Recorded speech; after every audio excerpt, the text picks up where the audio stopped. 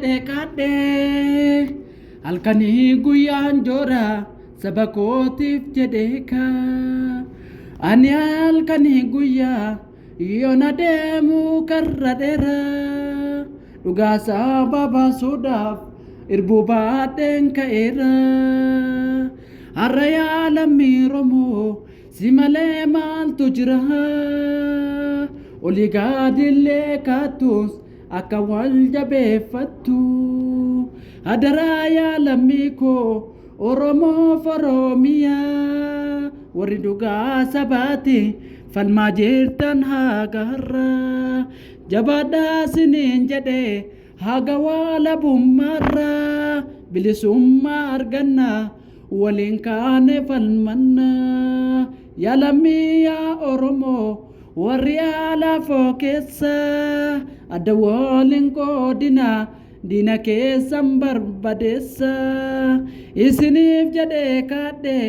halkani guyya jore irbusa ba qabadhe marrumaan koo hidhadhe sabakootiif jedheetan halkani guyya jore yaalamiya oromoo simale maaltu jira diinni sitti hammaatus bilisummaan argatta diinni alaafoo keessa yoo sittillee baay'ate jalaa gaadin jedhini saba keetiif falmadhu dhugaa saba keef jecha halkanii guyyaa kadhu haga bilisummaarra walabummaa argattu yaadina yaa gadeetti kan nu balleessuuf yaaddu ofumaa dhamaate malee sabni oromoon baddu sabni oromoo kan koo kumaatama dhalata saba dhuugaasaa falmu eenyullee isangitu isa talkanii guyyaa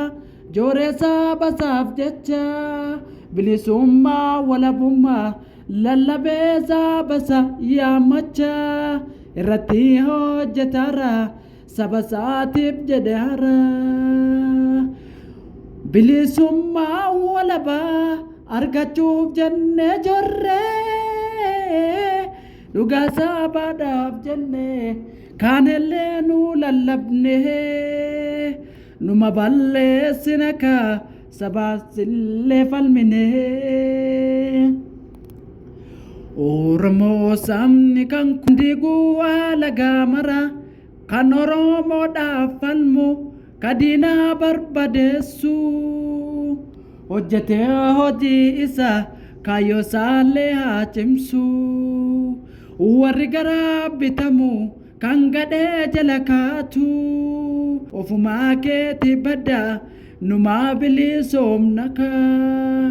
gaafa bilisummaa walabummaa lallabnu warri nu waliin jirtu jabaadhu jajjabeeko abaa'oo waboommartu injifannoon dhiigaan ni dhufa turre jaallantattaaran galmaan ni keenya holaltuu gantuu bakka laannu imaanaa irbuu sabaa qabanneen baanna saba keenyaaf falmanna impaayera bututaa diignee oromiyaa walabaanii ijaarra injifannoon ummata oromoof